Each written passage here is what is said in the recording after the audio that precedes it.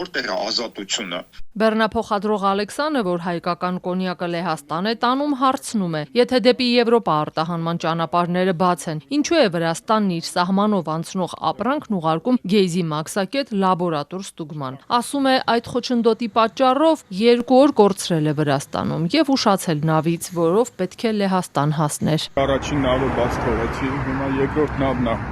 կանգնել, հիմա բեռնաթափում են նավը, փորձեմ հնարավորությունս կների խցկվել էս նավը։ Ալեքսանն ասում է, Վրաստանի Գեզի մաքսային տերմինալում շուրջ 1 տասնյակ հայկական բեռնատար է տեսել, որոնք նույն խնդրին էին բախվել։ Սա իմ մեքենան է, ես կանգնած եմ Գեզիում։ Այս բոլոր մեքենաները այսպես ինչպես որ տեսնում եք, բոլորը հայկական կոնյակով են ու ոչ մեկ դեպի Ռուսաստան չի գնում։ Կան Ղազախստան են գնում, Ուկրաինա են գնում, ինչա կատարվում չգիտեմ։ Վրաստանի մաքսայինները նախորդ տարի էլ դեպի Ռուսաստան գնացող հայկական ալկոհոլային խմիչքն էին իրենց սահմանին շաբաթներով ստուգում։ Պաշտոնական Թբիլիսին պնդում էր, թե արտառոց ոչինչ չկա, սովորական ընթացակարգ է։ Բայց արտահանողները դժգոհում էին այդ ձգձգվող ստուգումների պատճառով, խախտվել են գործընկերների հետ պայմանավորվածությունները եւ իրենք զգալի վնասներ են կրել։ Ինչու է վրացական կողմը հիմա էլ դեպի Եվրոպա գնացող հայկական բեռնատարները սկսել ստուգել, կամ արդյոք դա մասսայական բնույթ է կրում։ Էկոնոմիկայի նախարարությունից հորդորեցին արտգործ նախարարություն դիմել։ Դիմեցինք, սպասում ենք պատասխանի։ Բեռնափոխադրող Ալեքսանը մի քանի ամիս առաջ է այդ նույն ճանապարհով անցել ու կրկին նույն ապրանքն է տարել։ Խնդիր չի եղել, ասում է, սա նոր բան է։ Վրաստանը անցել ենք նորմալ, Ռուսաստանը անցել ենք եւ հասել ենք Լեհաստան, Բելարուսիայով, բանով հասել ենք Լեհաստան, ոչ մի խոչընդոտ։ Իրանք ինչ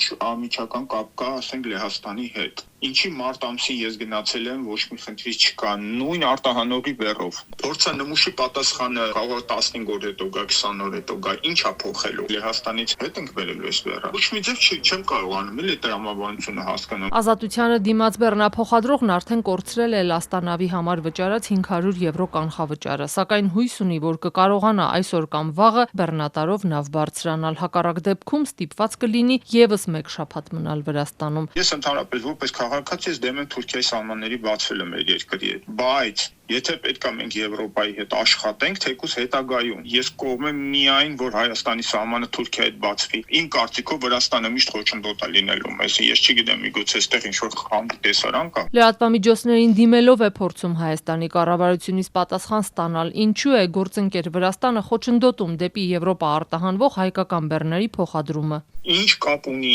տարանցիկ երկիրը ստացող երկրի բեռը փորձաքննության ուղարկելու։ Ինչ կապ ունի, իսկ ուղիղ կապն եմ ուզում հասկանալ։ Մինչ Ազատությունը փորձում էր պարզել այս հարցի պատասխանը, Սննդամթերքի անվտանգության տեսչական մարմինը հայտարարություն տարածեց, անդրադառնալով արտահանման նոր կարգավորմանը։ Հուլիսի 10-ից ֆիզիկական անձինք Հայաստանից չեն կարող 5 կիլոգրամից ավելի միրգ, բանջարեղեն եւ այլ բուսական արտադրանք դուրս հանել։ Այսինքն, եթե դուք արտերկրում բնակվող ձեր բարեկամներին հյուր գնալիս մինչև այսօր կարող էիք 5 կիլոգրամից ավելի հայկական ծիրան կամ դեղց տանել, 3 օրից այլևս կարգազանց կհամարվեք։ Ցանկացած երկիր, որտեղ մեր ապրանքը պիտի գնա եւ նույն Ռուսաստանին, այլևս պիտի գնա ամենախիստ վերահսկողության ներքո։ Հասկանում ենք, որ ֆիզիկական անձինք գուցեև դժգոհություններ հայտնեն, որովհետեւ մինչեւ հիմա այդպես արտահանել են։ Հողից աճող գրեթե բոլոր չվերամշակված գյուղմթերքներին է սա վերաբերում։ Միրգ, բանջարեղենին, հատապտուղներին, ծաղիկներին, տնկիներին, սերմերին, ինչպես նաեւ որոշ հացահատիկային մշակաբույսերին։ Սա ԱՏՄ-ի խոսնակ Անուշ Հարությունյանն Ազատությանն ասաց, նպատակն արտահանվող ապրանքի հետագծելիության ապահովումն է, որ հնարավոր լինի վերահսկել դրա ծագումն ու կանխել անորակ արտադրանքի արտահանումը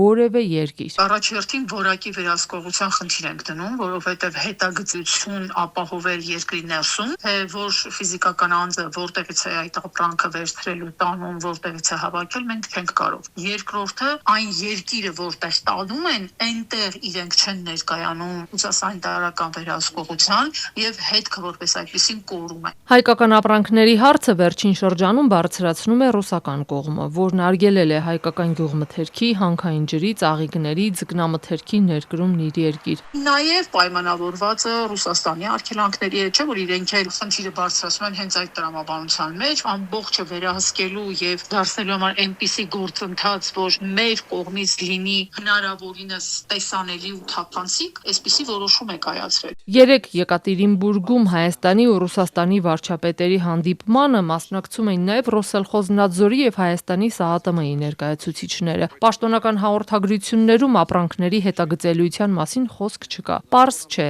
այս կարգավորումն այդ հանդիպման հետ կապ ունի, թե ոչ։